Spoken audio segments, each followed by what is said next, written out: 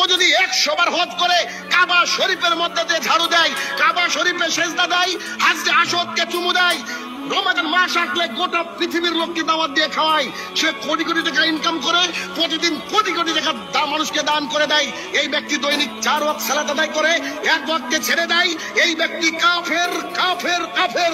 পৃথিবীর কোনো মুফতি মাওলানা থাকতে পারবে না, পৃথিবীর কোনো মুফতি মাওলানা টিকতে পারবে না আমার এই কথার সামনে। রাসূলুল্লাহ সাল্লাল্লাহু আলাইহি ওয়াসাল্লাম বলছেন, যে ব্যক্তি সালাত আদায় করে না সে ব্যক্তি কাফের। আমি বলছি না, আল্লাহ রাসূল বলছেন, মান তারাকা সালাতান মুতাম্মিদান ফাকাদ কাফারা।